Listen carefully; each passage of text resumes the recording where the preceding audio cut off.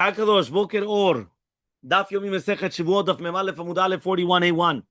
Says the Gemara, we are going to ask, what's the difference between a Shevuah Doraita and a Shevuah Drabanan? Shevuah Teset is Shevuah Drabanan. What's the difference between them? Ma'ika ben Shevuah Doraita and Shevuah Drabanan. So says the Gemara, Ika benayu, the difference between them is going to be Mefach Shevuah. What does that mean? When you want to turn the tables around. Right? Bidoraita lo mafchidan Shevuah. By Doraita, you never turn it around. By the Rabbanan, we do turn it around. Okay? Which means, let's say he wants to be ofech the Shevuah, and he puts it on the Tovea. Right? Meaning like this. Imagine right now I come and I tell you, you owe me $100. Right? And he wants to come and say, okay, so you have to make a Shevuah because he said he owes him 10 or whatever it is. So he comes and he says, okay, fine. You know what? Instead of me making a Shevuah, you make the Shevuah that I owe you 100, and then I pay you. I flip the Shevuah. Okay? The Mefach Shevuah. Huh? He's Mefach Shevuah. So what's halacha? So he says, Mefach Shevuah Yika Benayu. But the Oraita, we don't switch it. We don't flip it. But the Rabbanan, we do. So ask the Gemara, more but Ravashi Damar the Oraita that we also flip it. Nami Mafchid and Shevuah. What's the difference between the Shevuah, the Oraita, and the Rabbanan? So answers the Gemara, Yika Benayu, the difference between them is Mechal Nichse, right, to go down to his properties, right? Bedoraita nechtil nichse, bederabanan lo nechtil nichse. Me like this. Can I put a lien on your property? So if it's going to be a Shevuah Doraita that you're obligated to make for me, and let's say you don't want to do it, meaning you don't want to pay, but you don't want to make a Shevuah. So if you're obligated to me a Shevuah Doraita, I put a lien, an ikul. How do you say it? It's like a lien. I lock up, right? What happens now? I go to your properties and I take whatever the payment was. I'm able to do that. Why? It's Doraita. But if it's going to be the Rabbanan, I can't do that. I can. Shevuah Teset is the Rabbanan. He says Shevuah Teset. That's what it's called. Shevuah Teset is a Shevuah de Rabbanan, meaning that Midoraita, I can't obligate you to vow. But Midrabanan, yes. So what's the difference? According to the first answer, the difference was, can I flip it or not? In Doraita, right, you cannot flip it. In the Rabbanan, you could flip it. According to the second answer, nothing to do with flipping or not, because according to one Shita, you always could flip it. The difference between them is, can I go down to your property to do an ikul or not? Meaning, like, if sometimes it happens, if you owe me money, I could freeze your accounts, and I could take the money straight from your account. Right? It's like an ikul. Right? There's akifa, right? I could come and I could take it from there. So therefore, that's the entire question. So Rabbi Yossi, according to Rabbi Yossi, that he says that we go down to his properties. Titznan, as we learned in the Mishnah, Metziad cheres shotev v'katan, the Metziad cheres shotev v'katan, yesh b'hem gezel mipnei darkei shalom. They're going to have the Yisur of gezel because of darkei shalom. Rabbi Yossi says it's gezel gamur. Fa'amar Rav Chasta says Rav Chasta, gezel gamur b'divrehem, gezel gamur is v'drabanan. Right? So he comes and he says, Lemay nafkamina, what's the nafkamina then? At the end of the day, when you find something, they do not acquire it. So it's still considered efker. Now, but when you come and you steal it from them, it's still considered stealing. That means even though technically it's not theirs. But it's darkei shalom. Imagine right now you have a child. He picks up $100 from the street. You come to him, boom, you grab it away. He's going to start screaming. He says, I'm sorry, it's efker. You can't acquire anything. So it's gezel midrabanan. Why is it gezel midrabanan? Because midoraita, it's not gezel. The midoraita, there's no acquisition, there's nothing there. But midrabanan, yes. So because of that, he comes and he says it's called gezel gamur midivrehem. What's enough kamina? Leotzio b'dayanin. Can you take it out or not? What does that mean? When you come and you're going to say that midrabanan, it's not magialo, betting could take it out against your will, but that's called gezel gamur, right? But which is basically anything even drabanan.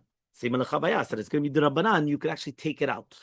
Okay? Ma'ika ben Shevuah Doraita the Rabbanan. So according to him, so then what's the difference between a Doraita and the Rabbanan? So Ika benayu, according to him, right? Again, one more time. Everyone's with me. It's very, very simple. We're trying to find out what is the difference between a Shevuah Doraita and the Rabbanan.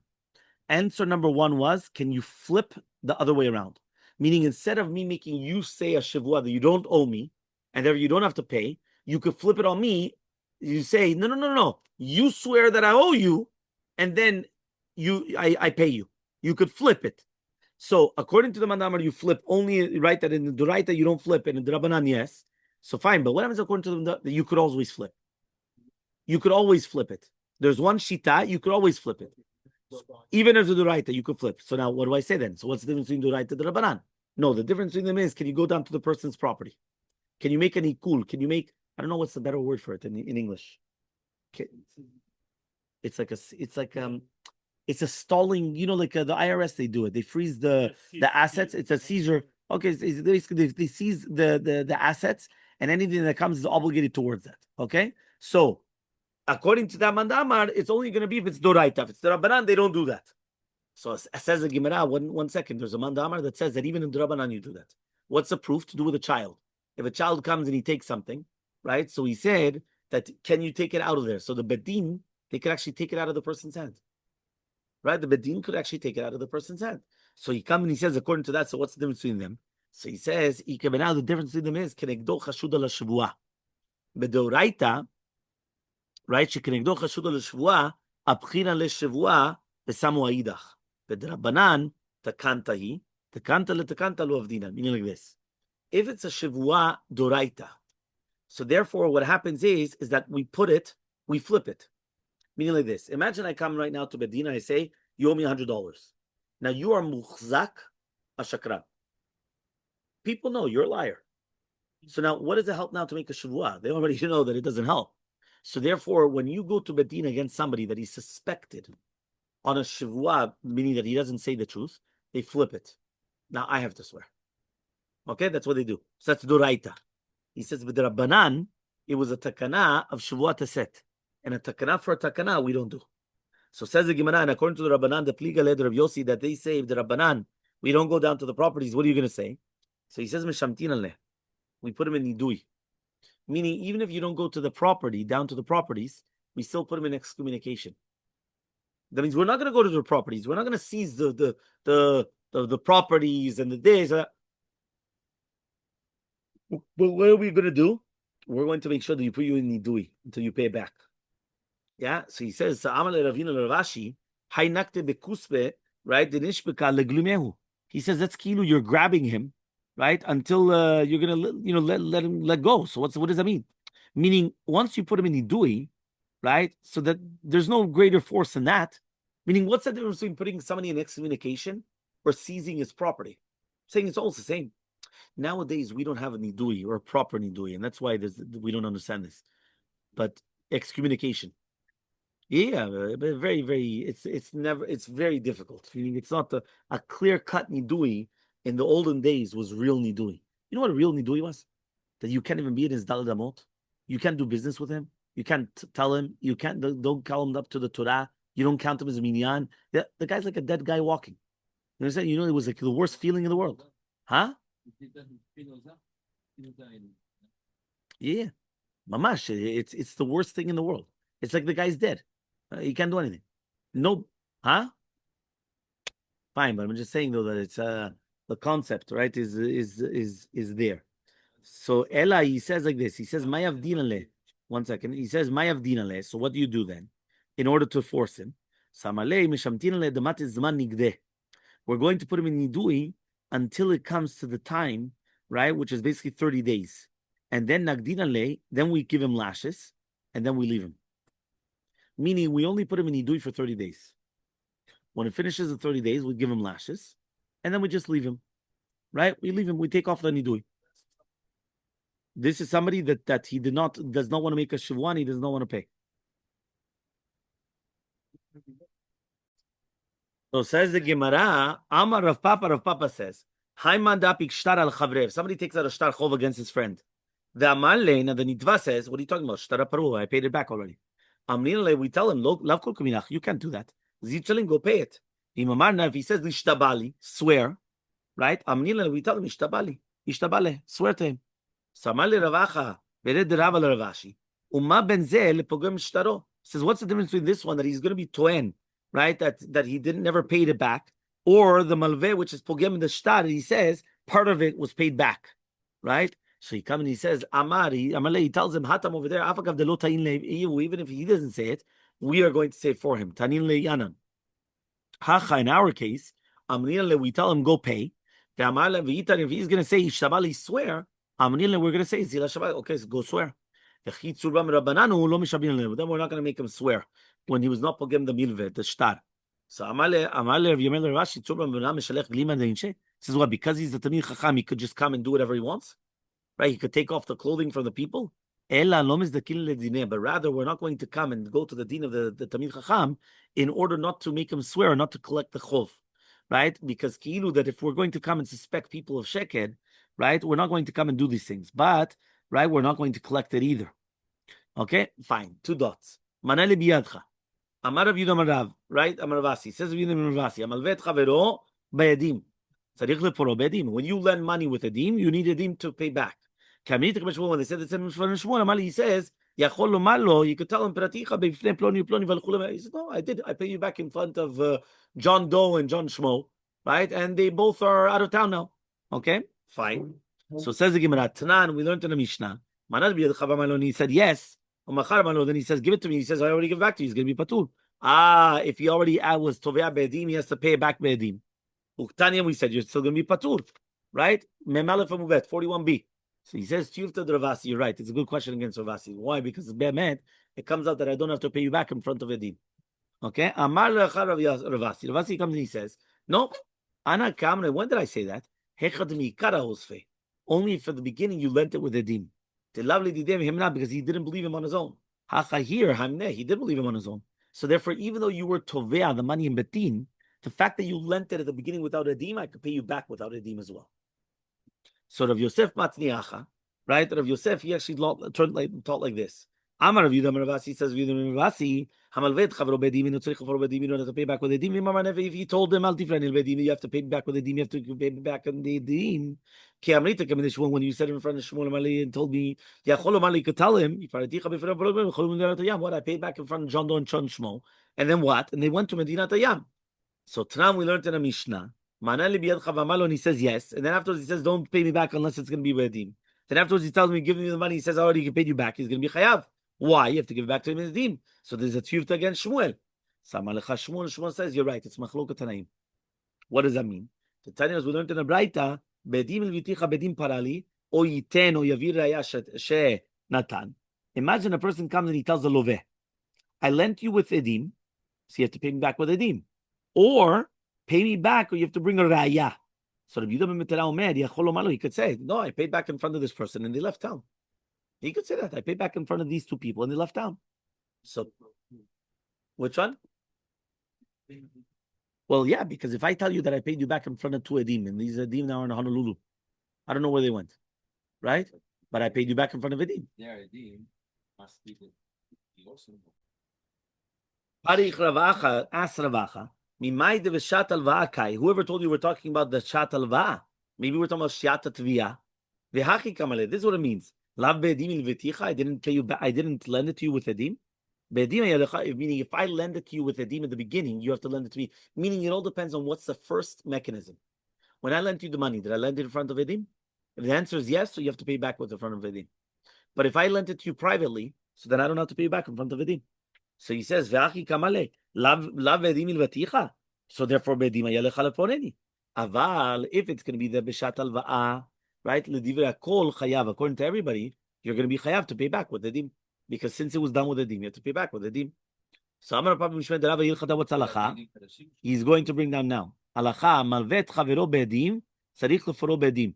If you're going to lend money with edim, you have to pay back with edim. That's halacha. One more time, hilchata. Yeah, this is halacha. You lend out with edim. You need another set of edim to come and to testify that you paid it back in front of them. If Papa says the name of Rava, malvet chavero bedim and tzarich leforo bedim, you don't need to. But if he tells him though, al tifren bedim tzarich leforo bedim. If he tells him peraticha befnei ploni uploni veluchol medinat hayam, ne'eman, he's going to be believed. So that's halacha. He's going to be believed. Fine. Siman. Reuven, Shimon, Detanu, Ilchata. Ma? Siman. Reuven, Shimon, Detanu, Ilchata. Yazfe, Farah, Ploni, Uploni. Afse, Sitrae, Be'emnuta, Kebei, Trei. That's a good skitzu. Yeah? Pamal, no? Fine, let's start. Hahu de Elmaleh lechavre. Somebody comes and he tells his friend, Kiferatin parin li be'ape Reuven v'Shimon.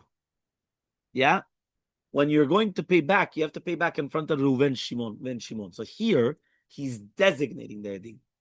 Meaning beforehand, we already learned that if you lent out with edim, you have to pay back with edim. But it doesn't have to be the same edim. It could be any edim. Here, he's telling him, when you pay me back this loan, you have to pay me back in front of Reuven and Shimon. He's telling him, Reuven and Shimon. Fine. Azalu pare be'apeh tre me'alma. He goes and he pays back in front of another two edim. But not Reuven and Shimon. Another two edim. Amar Abaye says, be'apeh betre, right? He comes and he says, Amarle, it just means in front of two people. And he paid it back in front of two people. Amarle Rava says, Le'achi kamale be'apeh Reuven and Shimon, kichi de lo nidcheye. He says, no, he didn't want that they should be pushed off, right, for the edim, which are going to be litovato. Meaning, since he came and he gave a t'nai, it's kilu, he says, that it only has to be in front of Reuven and Shimon. So it comes out of machloket, Rava and Abaye. Do you say it's good enough in front of any two witnesses, even if I designated two witnesses? Or do you say, no, davka? I told you these two, it has to be these two. Okay. Machloket, Rava and Abaye. Next. Right? He says, so this is the second part of the siman. The first part of the siman was Reuven and Shimon. The second part of the siman is Tanu Hilchata. Meaning, when you're going to come and you're going to pay me back, you have to make sure that you pay me back in front of two Talmidei Chachamim. Then he went and he did it without a edim at all. They got lost. Be'ones. He says, right? Did you actually receive the money? Right? But he says, yeah, but I did it kederech pikadon. Right? Pikadon. Meaning like this. What happened was like this. I come and I tell you, listen, when you're going to pay me back, it has to be in front of two rabbis.